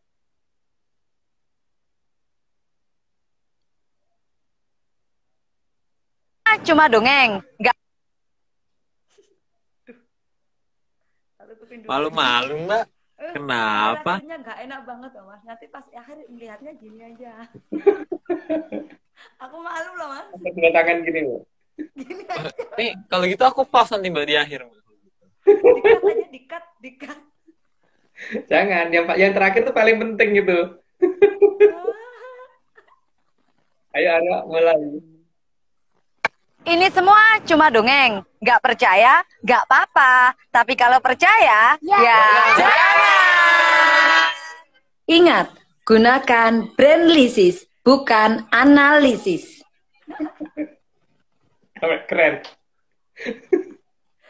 Padahal suaranya nggak merdu-merdu amat, tapi ngotot aja dibikin disclaimer. Gak apa-apa. Yang penting. Ya udah, kita lanjut 61. Slide 61. Peradaban Ibu Pertiwi juga menganggap semua makhluk yang diciptakan oleh Sang Hyang Kawitan merupakan anugerah yang semua ada manfaatnya. Jadi walaupun itu mengganggu, makanya kalau itu mengganggu, yang mengganggu itu dulu dibikin oleh siapa ya diarahkan ke tempat itu gitu. Jadi supaya mereka tidak terganggu, tapi yang membutuhkan biar ini gitu kan. Karena emang ada peradaban yang aneh kok di zaman-zaman ini gitu. Lanjut Mbak. Slide 62. Jadi, di peradaban tersebut, semua makhluk diberi tugas sesuai apa yang mereka bisa. Tidak ada yang dibiarkan liar dan tidak ada yang diusir-usir. Semua berhak punya tempat, cuman tempatnya dibatasin memang. Berarti supaya tidak saling mengganggu. Jadi semua memang harus ada tempatnya. Dan alam raya ini luas, jadi alam raya ini bukan hanya bumi gitu kan. Dan beliau mengerti itu dan mengerti bagaimana menjangkau tempat yang jauh di luar sana. Kalau peradaban kita kan baru muter-muternya juga bumi lagi, mentok sampai bulan aja. Itu bumi tangga kan nggak ada yang tahu gitu kan. Lanjut Mbak. Iya, Mas. Slide 63. Di peradaban Ibu Pertiwi, seluruh rakyat justru diharuskan mampu melihat hal-hal yang tidak bisa dilihat oleh mata normal. Karena di sana hubungan manusia dan alam harus harmonis. Jadi bagaimana orang bisa mengatur mereka ketika kita melihat aja enggak gitu kan. Kalau mereka berpikirnya begitu, maka memang orang harus melihat. Jadi kalau sudah bisa melihat, baru bisa mengatur. Jadi bagaimana mungkin kita bisa tidak takut kalau kita melihat aja nggak bisa gitu kan, karena ya kita harusnya bisa melawan kalau kalau kita bisa melihat, panca indera kita harus genep dulu gitu loh. Kalau dalam bahasa Jawa sangka pancandrianing itu penting gitu, jadi bukan kata-kata indah tapi benar-benar bisa melakukan itu semua dulu. Lanjut Mbak. Mas, ini menyanas ada yang bilang suara makin mengecil. Jadi saya agak teriak-teriak ini ya Mas ya. Mohon izin Apa ini. Mbak? Monggo. Oh, kita nggak ngelarang loh, Mbak. Teriak-teriak nggak ada yang ngelarang. Oke, siap. Bahkan tadi suruh pakai toa. Kalau itu. Jangan Mas, ganggu orang tidur. Oh, iya, kita nggak boleh ganggu, Mbak. Ya, maaf. Kita nggak boleh Jangan ganggu. ganggu. Benar, benar. Oke, lanjut. Slide 64. Karena bagi peradaban Ibu Pertiwi, langkah awal dalam manusia menjalankan tugas menata alam adalah harus bisa melihat alam itu apa dan alam itu bagaimana. Memang ada banyak cara ya, dan salah paling mudah adalah menggunakan aliran Amertosari itu kan seharusnya. Tapi kalau aliran Amertosarinya jadi tidak kelihatan, ya berarti cara kedua itu kan, cara kedua ini tidak terbuka untuk umum ya. Jadi mungkin memang bukan wewenangnya ARC menjelaskan itu, tapi monggo dicari sendiri cara kedua ini gimana ketika aliran Amertosari ini tidak ada yang tahu di mana. Lanjut, Pak. Slide 65. Di peradaban Ibu Pertiwi, tidak ada makhluk apapun yang tidak terkendali, karena mereka semua bisa melihat dan tahu cara mengendalikannya. Jadi, justru bukan takut terhadap memedi, tapi justru memedi yang takut terhadap mereka. Di zaman aku kecil aja dulu, Mbak ya. Anak kecil itu kalau ketemu kuntilanak itu senengnya setengah mati karena akan dipakai mainan tuh, entah itu dibikin ini towo atau dibikin jalangkung atau dibikin apa gitu loh. Tapi di zaman saat ini itu orang dewasa ketemu kuntilanak itu pingsan, Mbak. Aku sih bingung saja nih. Apalagi di peradaban mereka kan. Peradaban mereka seperti itu. Mereka bisa mengendalikan itu semua karena mereka bisa ngelihat. Jadi bukan hanya bisa bicara tentang masalah keindahan kata-kata doang ya, tapi memang benar-benar bisa ngelakoninya tenanan gitu loh. Ini bukan berteori macam-macam yang akhirnya sebenarnya teori itu juga nggak nyambung gitu loh. Di peradaban kita kan rata-rata begitu, teorinya banyak tapi nggak nyambung semua gitu. Lanjut Mbak. Slide 66. Sehingga lelembut di peradaban Ibu Pertiwi sangat tunduk karena setiap gerak-gerik mereka teramati oleh seluruh masyarakat di sana. Maka di sana memedi sama sekali tidak berkutik. Maka definisi memedi itu beda dengan kita. Kalau definisi kita kan memedi itu yang nakut-nakutin manusia. Kalau di mereka memedi itu yang takut oleh manusia gitu kan. Beda Terbalik definisi ya, Mas? antara kita dan mereka. Oh, terbalik Mbak. Waktu di zamanku aja masih begitu kok dulu. Lanjut Mbak. Slide 67. Sehingga semua memedi bisa dikendalikan dengan benar. Jadi bukan dibiarkan liar dan diusir-usir, tapi justru dimanfaatkan sesuai kemampuan yang dimiliki para memedi. Tuh, kalau diusir kan berarti dia akan pindah tempat. Kalau pindah tempat kan berarti mengganggu orang lain yang ada di tempat baru. Jadi memang kalau mereka berprinsip bukan diusir, tapi malah diopeni ya supaya harmonis dan mereka pasti ada manfaatnya gitu loh. Kalau diusir-usir kan berarti malah ganggu tempat yang lain. Jadi malah jangan ganggu tempat yang lain. Bagaimana caranya itu? Kalau di kita ya nggak tahu peradaban kita beda dengan mereka toh. Lanjut Mbak. Kalau ngopeni itu lebih dari satu juga nggak apa-apa ya, Mas? Nggak apa-apa. Memedi itu termasuk Mbak Kunti juga itu kan, Mas? Masuk ya. Lagi mau kenalan ini saya. Slide 68. Sehingga semua memedi akan sangat hormat terhadap manusia di peradaban Ibu Pertiwi. Karena mereka justru dirawat dan diajari supaya mereka bisa digunakan dengan benar. Jadi sebegitu besarnya ya akibat hilangnya aliran Amertosari itu sampai seperti itu ya Mbak yang kelihatan di mata kita ya. Tapi ya kalau orang anggap aliran Amertosari itu tidak ada ya nggak apa-apa karena kan kita juga ngomongin teman dongeng. Lanjut Mbak. Iya. Slide 69. Mereka juga diajari saling hormat antar sesama makhluk jenis mereka dan jenis-jenis lainnya, supaya tidak ada pertengkaran di antara makhluk-makhluk itu. Ya karena mereka juga akan rebutan antar mereka sendiri, walaupun dengan manusia takluk, tapi antar mereka sendiri kan mereka juga bisa berantem. Nah, ini manusia harus bisa mengendalikan itu supaya mereka tidak bikin rusuh. Lanjut, Mbak. Slide 70. Sehingga di peradaban Ibu Pertiwi, memedi dikatakan ada, bukan dikatakan tidak ada. Dan teknologi mereka memang sanggup melacak dan mengendalikan memedi. Tapi kan beda definisi sama kita. Kalau kita mengatakan itu tidak ada, walaupun kenyataannya ketika ada orang kesurupan di sini gitu kan, ada orang ditakut-takutin di sini gitu, ada kunti datang orang kabur di sini itu ada kenyataan seperti itu, tapi tetap dikatakan tidak ada kalau di sini, walaupun ada. Lanjut, Pak. Tapi kalau kejadian kesurupan tuh gimana, Mas? Itu memang mereka masuk atau gimana? Ya iya, lawang masalahnya kan ketika kita tidak mengerti bagaimana caranya mengendalikan mereka, melihat aja enggak tuh gimana sih Mbak mau mengendalikan? Oh iya. Zaman sekarang kan orang-orang bang sangka Pancandriane itu loh masalahnya itu loh Mbak. Buktinya mau coba aja nggak ada yang tahu di mana gitu loh. Termasuk aku loh. Maksud Mbak. Serius, Mas. Oh itu serius Mbak, cuman bukan hanya Slide 71. Karena memedi sangat bisa masuk ke manusia, sehingga kesadaran manusia jadi hilang. Ya itu kan karena ya beda peradaban sih Mbak. Jadi gimana menjelaskannya ya itu ya. Kalau zaman dulu itu kan yang dikatakan jelek itu adalah ketika memedi takut sama manusia. Tapi ketika ada sesuatu yang dikatakan baik, itu justru yang dikatakan baik itu ketika manusia takut sama memedi gitu loh. Jadinya bingung aku. Lanjut Mbak. Besok kalau kopdar saya pengen tanya-tanya masalah inilah. Slide 72.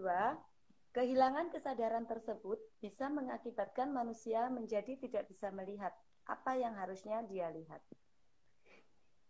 Ya sebegitulah efek dari hilangnya Amartasari dari tanah air kita gitu. Lanjut Mbak. Slide 73. Selain itu, manusia yang dari peradaban Kolobendu yang secara tidak sadar masuk ke peradaban Ibu Pertiwi karena keteledoran penjaga garis batas. Manusia yang kesasar tadi bisa dimasuki oleh makhluk halus penjaga garis batas dan dibawa berjalan keluar garis batas tanpa sadar. Karena supaya tidak bisa cerita, kalau cerita juga tidak dipercaya orang gitu karena ketika dia sempat melihat. Tapi biasanya kalau udah kesurupan itu harus lupa sih biasanya dengan apa yang terjadi sebelumnya. Jadi itu dimanfaatkan untuk itu salah satunya oleh mereka gitu. Kalau dulu tetanggaku itu biasanya menggunakan mereka itu untuk jaga rumah. Jadi kalau misalkan ada maling masuk rumah itu begitu masuk halaman langsung tidur. Jadi tidak perlu gebukin Mbak, tinggal dibangunin suruh pergi. Nggak perlu nyiksa orang Mbak. Gitu ya. Dimanfaatkan Dan ya, Mas. orang nggak sengaja, dulu di tempatku juga pernah begitu. Gitu. Tapi itu nggak sengaja, bukan karena aku bisa. Lanjut Mbak. Slide 74. Atau minimal dengan menakut-nakuti, sehingga daerah tersebut disingkiri oleh peradaban Kolobendu, karena daerah tersebut akan dianggap angker. Salah satu cara supaya orang tidak masuk adalah membuat supaya wilayah itu dikatakan sangar gitu kan, dikatakan angker. Padahal itu bukan angker, memang mereka ditugaskan untuk menjaga wilayah itu supaya orang tidak ke sana gitu. Dan tidak curiga dengan adanya apa-apa yang ada di sana. Sehingga kalau ada suara kebisingan apa yang sampai bocor ke wilayah peradaban Kolobendu, supaya orang berpikirnya, oh itu mungkin Demite lagi rame gitu. lagi pesta mungkin Demite. Lagi Gitu. rapat, Mas. Oh, lagi Lagi rapat. Lanjut, Pak. Slide 75. Atau membuat manusia dari peradaban Kolobendu yang masuk menjadi tertidur, sehingga saat ingat apa yang dilihatnya dikira hanya mimpi. Itu tempatku banget sih yang kayak gitu mirip. Aku ikut-ikutan mereka sih karena caranya gitu. Lanjut, Mbak. Ini Mas Agung banget ini, ngursusin 40 dalam satu waktu. Slide 76. Atau juga manusia peradaban Kolobendu digunakan untuk menakut-nakuti sesama manusia peradaban Kolobendu yang lain agar tidak mendekat ke garis batas. Ya mereka punya banyak strategi ya, dan strateginya salah satunya itu yang ada di 75. Lanjut, Mbak. Slide 77, makhluk lelembut juga bisa memindah pandangan manusia peradaban Kolobendu sehingga manusia peradaban Kolobendu jadi tidak percaya diri atas apa yang mereka lihat. Biasanya orang itu kan ketika melihat dan orang lain enggak, itu dia nggak pede untuk cerita kan. Selain itu juga, lo kelihatan kok cuma sepintas juga nggak akan pede. Makanya itu yang mereka gunakan juga supaya kalau sudah terlanjur melihat bagaimana menggunakan lelembut untuk supaya pandangan mereka tiba-tiba berpindah ke tempat lain gitu, supaya nggak curiga. Lanjut, Mbak.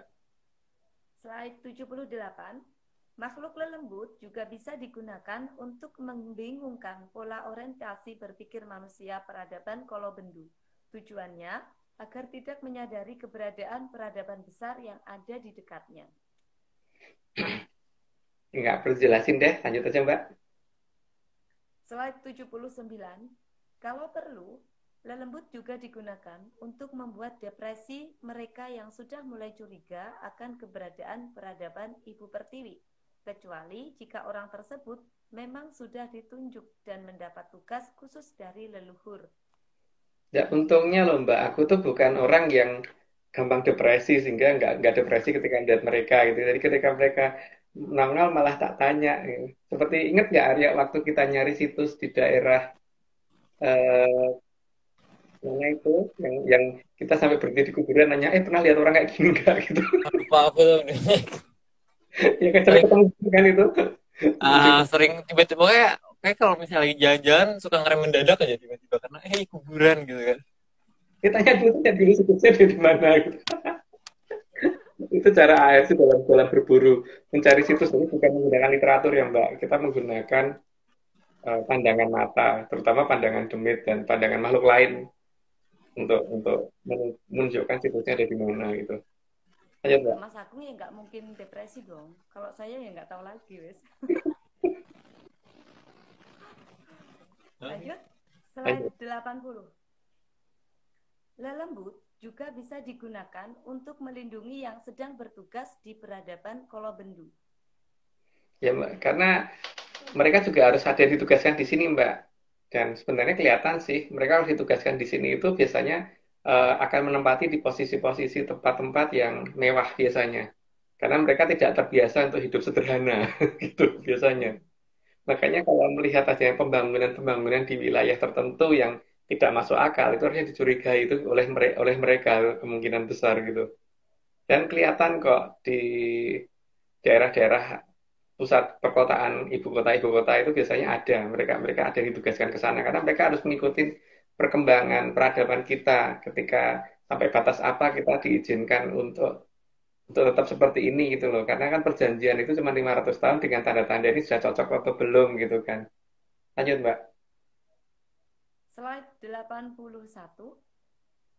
Lelembut juga dilatih agar bisa melakukan apapun jika yang mendapat tugas di peradaban Kolobendu sedang terancam dan mereka berhak melakukan apapun untuk melindungi yang sedang bertugas. Jadi melakukan apapun ya. Jadi makanya hati-hati dalam berbicara ya. Jangan sampai mengatakan ada peradaban besar yang mereka itu rukun dikatakan perang besar gitu. Kalau nggak ngerti aja gitu. Jadi jangan ngarang cerita yang berakibat bisa bahaya oleh karena mereka tuh ada masyarakatnya, ada pemerintahannya dan mereka juga berdaulat negaranya. Jadi mereka juga tidak terima kalau dikatakan seperti itu. Lanjut, Mbak. Slide 82. Karena lelembut tidak bisa dilihat, maka mereka juga bisa digunakan untuk mengumpulkan data yang dianggap perlu dari peradaban Kolobendu. Jadi ketika ada orang yang lagi meeting di peradaban Kolobendu, dianggap meeting di ruang terbatas tanpa ada handphone ditinggal di ruangan lain dan sebagainya dimatikan juga. Tidak ada jaringan komunikasi di situ, cuman mereka sekian orang dipikir sudah nggak ketahuan, tapi ada demit di situ mereka nggak bisa lihat yang ikut ngopi gitu loh. Itu mendengarkan mereka bicara, dan itu bisa untuk mereka itu bisa cerita gitu apa rencana orang itu gitu kan. Dan kalau perlu mengambil gambar, dipasrai kamera, dipasrai alat perekam dan sebagainya mereka juga bisa. Itu makanya sistem mata-mata mereka itu lebih keren daripada James Bond gitu Mbak. Lanjut, Mbak. Slide 83. Sehingga lelembut juga sudah dilatih dengan latihan khusus agar tahu prioritas dan tahu apa yang diperintahkan. Lanjutannya, Mbak. Masih ada lanjutannya. Dan oleh para leluhur, mereka sudah dilatih selama Arcopodo ada. Jadi mereka terlatih ya yang di sana. Kalau yang di sini nggak terlatih karena memang di sini kan diabaikan, diusir-usir ya. Jadi ya mereka akhirnya hanya gentayangan yang di sini. Kalau di sana kan nggak. Lanjut, Mbak. Ini ya, Mas. Mm-mm. Slide 84. Bagi peradaban Ibu Pertiwi, memerintah lelembut itu berbiaya sangat murah karena tidak butuh peralatan mahal. Cukup dengan menyan saja, mereka sudah mau bekerja. Nah sekarang gini loh Mbak, kalau aku nyewa satpam itu bayarnya berapa sih? Mahal kan? Paling tidak sekian juta, 2,5 juta atau 3,5 juta gitu per bulan gitu untuk jaga rumah gitu. Tapi kalau lembut kan paling tidak kembang dan menyan tuh paling cuman nggak nyampe 20.000 itu untuk 35 hari loh, bukan 1 bulan loh, 35 hari. Lanjut Mbak. 35. Uh-uh. Mau dong saya gitu, Mas. Slide 85. Lelembut juga bisa untuk melakukan evakuasi darurat. Kalau ada manusia dari peradaban Ibu Pertiwi yang membutuhkan evakuasi secara cepat. Jadi ketika yang ditugaskan di sana mungkin lagi ada yang sakit atau gimana butuh butuh pulang secara cepat lah itu lembut digunakan untuk memindahkan mereka itu sehingga tidak gampang diketahui mereka bergerak kemana. Lanjut Mbak. Kalau ingin lelembutnya ikut sama kita itu apa ya? Harus melakukan apa itu Mas? Ya seperti ke situs-situs atau bisa saya langsung minta Mas Agung, saya minta satu lelembutnya gitu. Lah kan ini loh Mbak. Ya itu sistem evakuasi mereka itu sebenarnya banyak dilakukan sebenarnya pernah terjadi di masa lalu ya di mana ada beberapa pasukan yang menghilang mendadak di daerah yang dikatakan pusat berita atau di mana gitu loh. Mana aku lupa ceritanya bagaimana gitu. Di tahun 65 kira-kira. Lanjut, Mbak. Saya kan juga pengen toh Mas ngopeni kayak sampean gitu. Bantu nyisir. Loh, aku tuh nggak ngerti ya, Mbak. Kok ditanya loh. Aku tuh kan bukan orang yang ngerti itu. Cuman sok Mas Agung gitu loh. Aku bukan tahu loh, Mbak. Tempe juga Ya bukan. tempe. Sudahlah. Oke lanjut. Slide Ya. 86. Lelembut juga digunakan untuk menyelamatkan apapun yang dianggap dalam bahaya dan layak diselamatkan. Dan nantinya akan dikembalikan ke tempatnya lagi setelah bencana selesai. Nah, kadang-kadang ada bencana besar itu di tempat yang harusnya terkena bencana dan di situ orangnya harusnya habis. Tapi itu kok tiba-tiba ada beberapa orang yang selamat di situ gitu. Itu mereka mereka tuh karena ada yang melindungi seperti itu ya. Tapi kan ya diakui atau tidak nggak apa-apa sih kalau nggak diakui ya nggak apa-apa gitu kan kalau mereka itu lembut kan gitu nggak punya pamrih kan masalahnya karena mereka bertugas ada yang memerintah dan ketika mereka menjalankan tugas kan berarti yang akan memberi reward yang memerintah mereka gitu dan mereka bukan kemudian minta darah minta apa tuh tidak ya jadi mereka tuh kalau leluhur kita kan cuman hadiahnya kalau nggak kembang ya menyan gitu tuh mereka udah happy banget mbak kayak gitu tuh. Lanjut, Mbak. Bisa tak buatin nasi goreng lah. Slide 87. Jadi, lelembut juga sudah diberi petunjuk untuk membedakan mana yang layak ditolong dan mana yang tidak layak ditolong. Ya kalau ditolong tidak mau ya ngapain tuh, Mbak? Masuk ya harus maksa orang untuk orang ditolong kok harus maksa atau masuk iya kalau ada makhluk mau nolong terus kemudian dikasih syarat. Ya kalau nolong itu kan ya mau ditolong ya ayo kalau nggak mau ya sudah kalau harus pakai syarat atau nggak mau pakai acara macam-macam ya sudah nggak usah ditolong kan nggak apa-apa bagi mereka kan menolong itu sebenarnya mereka tuh sudah berbuat baik tapi kalau dianggap tidak baik yang mending tidak menolong gitu kan lanjut Mbak. Slide 88. Bagi mereka lelembut juga bisa digunakan untuk penyampai pesan yang tidak bisa diintercept. Ya, Sangat nggak bisa diintercept Mbak karena orang lihat aja nggak bisa ya harus gimana bisa ini Makanya ketika ada orang meeting di luar sana dan mereka merasa bahwa itu sudah rahasia dan itu menyangkut masalah negara, maka pasti akan ketahuan oleh peradaban sana karena ada cara seperti itu yang tidak diketahui kan. Lanjut, Mbak. Slide 89. Lelembut juga mereka gunakan untuk mengantarkan barang yang dianggap sulit diantar oleh manusia kepada yang sedang ditugaskan di peradaban Kolobendu. Itu sudah jelas lah, nggak perlu jelasin lagi. Lanjut, Mbak. Slide 90. Karena jumlah lelembut yang jauh lebih banyak dari manusia, maka mereka juga bisa digunakan untuk tugas decoy dan tugas beneran. Agar manusia di peradaban Kolobendu tidak tahu mana yang beneran dan mana yang decoy. Karena kalau decoy tidak dibangun, maka akan sangat cepat Mojopahit ketahuan, Mbak. Lemurian akan ketahuan di mana dan Atlantis akan ketahuan di mana, cepat banget akan ketahuan. Makanya memang butuh ketelitian terhadap hal-hal itu dan memang harus ada petunjuk ya. Disitulah kejeniusan leluhur kita dalam membangun decoy dari decoy ke decoy sehingga tidak ada yang ngerti bahwa Mojopahit itu di mana, Kediri itu di mana dan sebagainya gitu. Bahkan Mataram di mana itu juga masih belum ada yang tahu. Mungkin Pasti nanti Mbak bakal dibuka lagi ya, Mas. di mana. Lanjut, Mbak. Oke, slide 91. Karena lelembut tidak terlihat, maka mereka juga bisa digunakan untuk menjaga bangunan decoy agar seolah-olah bisa terlihat asli. Ya, biar kelihatan seolah-olah angker, seolah-olah sangar dan sebagainya gitu kan. Itu mereka tugaskan seperti itu. Aryo, ini sudah 91 ya, harusnya disclaimer ketiga, Aryo. Oke, dari mana Om kita? Tadi katanya Banyuwangi ada 3. Sama loh, Mas. Isinya Sama, beda musiknya. beda musiknya. Dari mana ya? Bali ya? Bali ya. Ya.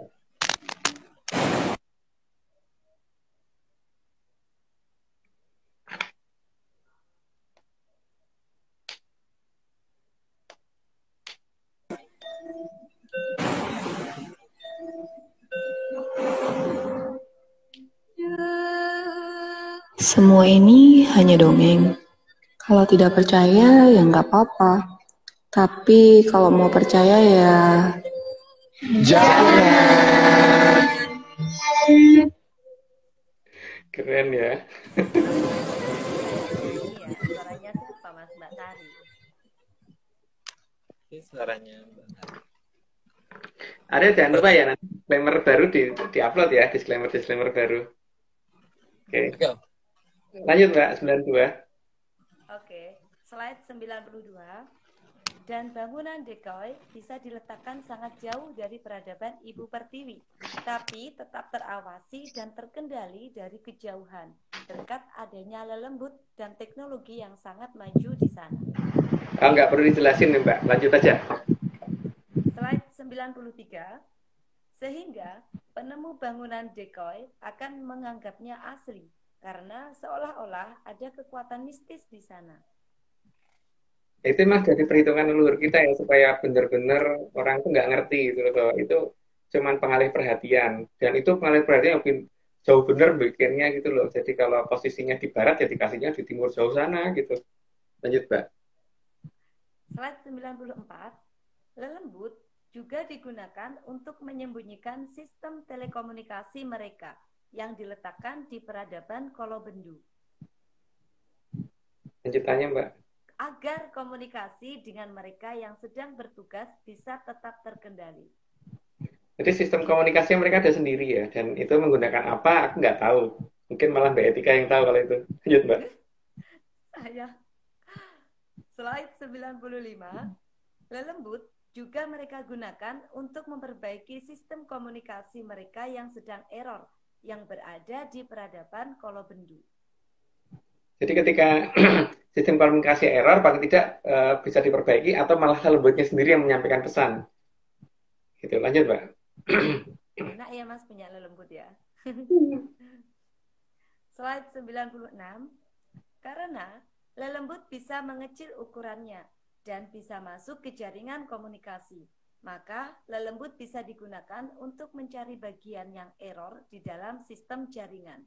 Jadi akan lebih cepat dalam melakukan perbaikan karena semuanya bukan trial and error, langsung ketahuan titik mana sih yang rusak gitu. Beda dengan kita yang harus coba-coba untuk memperbaikinya, ngecek sana, ngecek sini dulu gitu.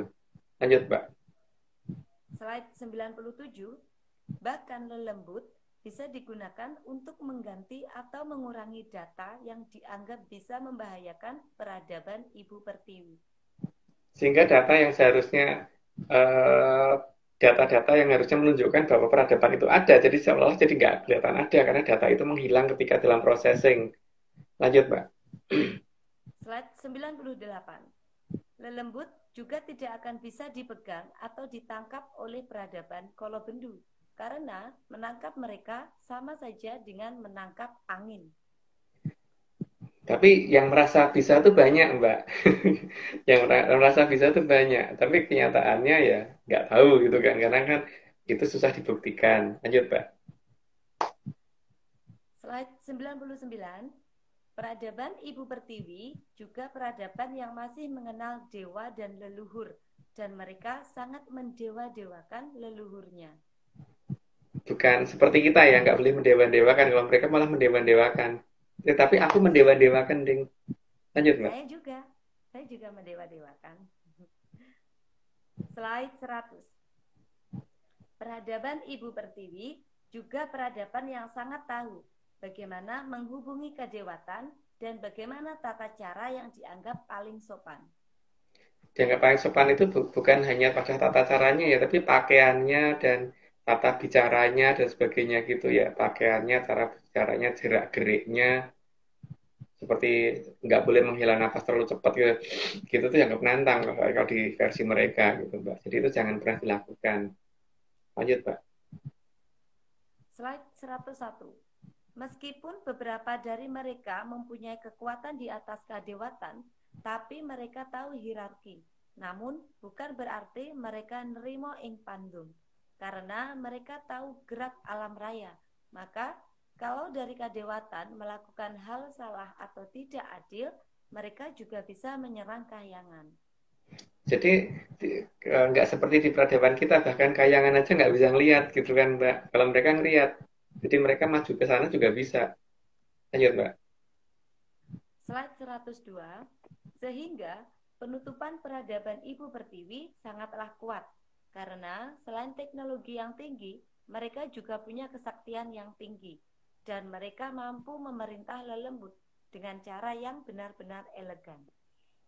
Jadi pada dasarnya gini ya, bagaimana mungkin manusia itu mau menyerang kayangan yang di peradaban Kolobendu, kalau misalkan melihat mereka aja nggak bisa gitu loh. Yang melihat peradaban Ibu Pertiwi aja nggak bisa, padahal peradaban Ibu Pertiwi aja yang masih di Arcopodo, belum di kayangan, apalagi yang di kayangan gitu kan. Itulah akibat hilangnya aliran Amartasari, Mbak. Lanjut. 103. Karena mendewa-dewakan leluhur dan para hyang, maka mereka juga dijaga oleh para hyang dan leluhur mereka. Ya karena mereka ngerti kalau leluhur itu harus diperlakukan seperti apa gitu kan. Bukan malah didoakan supaya masuk surga kalau mereka, karena apa? Loh, mereka sudah ada di kayangan, sudah enak kok. Kalau tidak itu kan malah seperti mendoakan orang kaya supaya lebih kaya gitu kan. Itu namanya menghina malahan, Mbak. Menganggap kalau mereka itu masih gentayangan. Mereka tidak akan pernah mau mendoakan leluhurnya untuk masuk ke tempat yang ini, karena memang sudah masuk ke tempat yang baik dan mereka tahu malah yang bisa leluhur. Kalau bisa leluhur dimintain, bukan didoakan supaya seperti itu gitu. Lanjut, Mbak. Padahal yang didoakan kondisinya jauh lebih baik ya, Mas. Iya. Slide 104. Sansaya anyaketi sang jaman subo, Nuswantara bakal kasubya subya amargi rawuhipun sang Ero Cokro angasta tata cara hamemayu hayuning bawana. Tribuwana arsa angsal kamulyan jati sareng pambukanipun pagedongan Gilang Kencana. Ya, akhirnya selesai juga. Dan kalau ini artinya Mbak tahu deh itu apa artinya gitu. Mungkin Aryo tahu artinya nggak? Bapak Aryo ditranslate dulu. Enggak, aku nggak bisa ya. Mohon maaf. Ya, Aryo, tadi menyangkut masalah Trowulan ya, sastra Wulan yang kita bicarakan tadi. Mungkin Suatu ketika kita harus datengin deh, karena paling tidak jasa 20 orang itu harus kita hargai kan. Di daerah pemakaman kawi gitu kan. WK WK Tapi WK itu 2 kali loh, tapi nyebutnya lebih dari 2 kali. KW. Banyak. Karena mereka Nggak boleh gitu kan. berbanyak ya, ber-20, jadi nyebutnya 20 kali. 20 kali harus menyebut kawi-kawinya gitu. Di daerah yang dekat tempat dibakarnya Rontal kuno gitu kan. Terus di mana pasukan dari Majapahit waktu itu diminta untuk dikumpulkan maju, tapi akhirnya diminta untuk mundur oleh Prabu Brawijaya. Alasannya ada deh gitu kan. Terus makanya ada daerah Paseban di sana gitu. Tempat Oke, ada ini ya, mungkin daerah situ juga terkenalnya karena pasukan situ kan mata satuan semua, jadi nama daerahnya mata satuan harusnya. Mata satuan. Mata satu tuh di sini ada Mas, menyaner namanya Pak Selamat tuh kalau bilang mata satu katanya gini. Ya satu merem, yang satu lihat gitu kanan. Mata satu apa? Dan kondisi daerah pertempuran itu kan kemudian menjadi tempat yang ini ya, ada jiwa yang tidak tenang di sana, makanya daerah itu menjadi tempat yang sering jadi tempat tawuran yang paling sering terjadi di daerah itu gitu kan. Dan tawuran itu rutin loh di situ, ya kan? Iya. Jadi, ya. Kenapa tuh Om Agung dipanggil? Jawab loh. Pas lelembut tadi, mintanya lelembut itu kalau kita pengen ada yang ikut, apa saya boleh minta Mas Agung, saya minta satu lelembutnya gitu, bisa? Ini tergantung dari lelembutnya mau serah. Ya disuruh mau toh Mas. Ayo ikut sana, ikut Mbak Tika. Saya kan juga pengen ngopeni toh Mas, pengen ngopeni kayak Mas Agung, kayak Bopo Aryo, itu saya juga pengen kayak Mbak Vicky. Nah, emang aku punya lelembut Mbak Tika, kelihatan tuh, ada nggak sih? Oh, iya, aku nggak kelihatan juga loh Mbak. Lihat deh. Nggak ada loh Mbak. Lelembut itu kan banyak tuh Mas, ini awang-awang ini dulu. Oke. Jadi kan ketika posisi Sastra Wulan itu ketahuan ya Aryo, jadi Trawulan itu ketahuan, berarti kan selatan Trawulan itu adalah Jatinegara kan, atau Majapahit. Iya, atau sejatinya negara di situ. Jatinegara lah, bukan ngomong Jatinegara. Itu ke selatan lagi ada daerah yang kemudian dipakai untuk menutupi wilayah itu kan. Jadi Majapahit ada di situ gitu kan harusnya. Bukan Majapahit nggak tahu. Nggak tahu, kalau Majapahit kan nggak tahu. Majapahit, aku ngomong Majapahit, aku ngomongnya kan mereka pakai bahasa Kawi, dan orang bahasa Kawi kan Majapahit kan ngomongnya, bukan Majapahit. Iya. Kan? Kalau di pelajaran Majapahit Mas, Majapahit. Nggak kenal. Mbak Bilang itu nggak kenal ya malahan. Nggak kenal itu Mbak. Aku kenalin Majapahit Mbak. Dan berarti untuk teman-teman yang ada daerah dekat itu kalau mau sungkem 20 orang yang membela waktu itu ya monggo gitu kan, karena harusnya nggak, semoga tempatnya tahu gitu loh. Dan di tempat itu juga kan, dekat tempat itu juga karena itu tempat yang belum pernah dipakai perang, maka kemudian ketika akan kembalinya negara ini kan dimulai dengan adanya sumpah apa gitu ya para pemuda. Iya, benar. Itu sumpah tuh di situ semua, sumpah. Kami itu bilang kan sudah jauh di tempat itu kan. Makanya itu dia tuh. Itu gerbang depan Majapahit itu kan tempat perang terjadi itu. Tempat perang terjadi itu ada sumpah, ada proklamasi lah, semua di situ lah pokoknya. Saya permisi minum dulu ya. Aku tadi belum lihat minum, kasihan lo udah 104 slide. Saya sekarang bilangnya fokus. Gimana posisi Trawulan yang sebenarnya versi ARC, mungkin kita diberitahu ya, karena kita nggak tahu ya di mana tempat yang dikatakan tempat Morosebo, tempat yang dinamakan kawi itu, terus tempat meriamnya itu diletakkan, tapal meriamnya itu diletakkan, terus negara yang sejati kita nggak tahu di mana posisinya. Dimana kita juga nggak tahu gitu kan. Keratonnya Pangeran Jayakarta yang serba gandum kita juga nggak tahu. Terus ada tempat dikumpulkannya emas kita juga nggak tahu. Iya. Terus tempat rontalnya dibakar kita juga nggak tahu gitu. Keramat rontalnya itu juga nggak tahu. Keramat rontal di mana ya? Terus apa namanya? eh, pasukan yang menjaga itu dinamakan pasukan itu yang akhirnya menjadi nama kerajaan karena untuk menghormati 20 orang itu akhirnya dijadikan nama kerajaan itu kita juga Wih, nggak tahu di mana. Wih, itu ada itu udah banyak orang menjelas tuh. ya. Halo. Ini menyaner. Halo, Halo, siapa? Sugeng Dalu, salam dan semua di sana. J, ini juga Weh, nah, lagi di sana. ngumpul. Tadi waktu Bang Mai. live nggak berani, waktu live tadi nggak berani mendekat mas, soalnya takut suaranya double-double. Makanya mereka di belakang sana jauh, jauh. Sekarang suara saya Oh, di sini mendekat. beda negara ya, Mbak? Beda negara, menjauh Eh, semua menjauh, ganggu sinyal. Ya udah, Aryo. Mungkin hari ini segitu dulu. Tapi paling tidak semoga menyambut kalau ada yang tahu posisi itu kita diberitahu karena kita nggak tahu di mana tempatnya kali itu di mana kita nggak tahu. Terus tempatnya itu tadi apa pasukan namanya? mata satuan. Tempatnya keramat yang tempat dibakarnya rontal itu kita juga nggak tahu. Terus tempat terjadi peperangan yang sampai sekarang jadi tempat tawuran mak yang terus-terusan itu kita juga nggak tahu. Tempat ngumpulin meriamnya itu juga kita nggak tahu gitu kan. Terus, mungkin karena kita butuh ya itu butuh ada yang beritahu gitu. Itulah trawulan gitu. Ya, Oke. katanya orangnya pinter mas, yang pinter Mas Agung sama Mas Aryo aja. Oh, enggak Loh, kita kan enggak. kita tuh nggak tahu loh. Ini loh, masnya bilang ini siapa nih, Mas Ferry bilang orangnya pinter, sing pinter Mas Agung karo Mas Aryo. Tok. Oke, betul.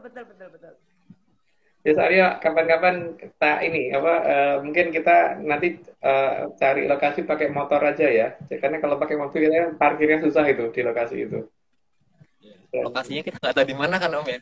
juga nggak tahu itu loh masalahnya itu.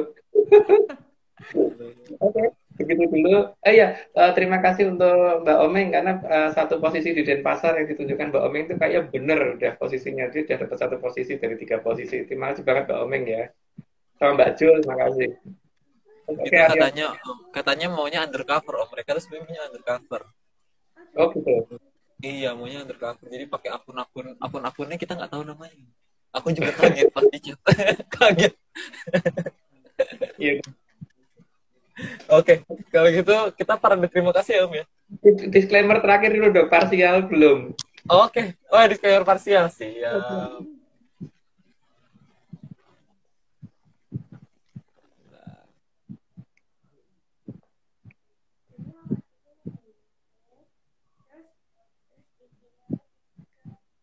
Kalau tidak percaya, Ini semua cuma dongeng. kalau tidak percaya, tidak apa-apa. Tapi kalau mau percaya, ya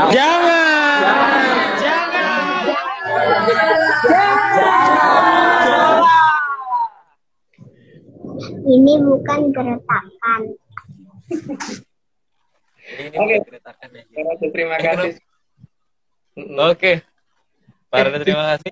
Enggak, disclaimer total. Oke, terima kasih. Oke, tim Atlantis Center tidak pernah menjual jasa untuk berkomunikasi atau bertemu dengan para leluhur dalam bentuk ritual apapun. Waspada terhadap oknum yang mengatasnamakan tim ARC, karena ritual resmi hanya dilakukan oleh Mas Agung Bimo, Mbak Vicky Ananda, dan saya sendiri. Untuk informasi resmi, silakan hubungi via DM IG @VickyAnandaReal. Beliau siap 25 jam sehari, 8 hari dalam seminggu, 5 minggu dalam sebulan, 13 bulan dalam setahun. Jadi siap selalu Mbak Vicky.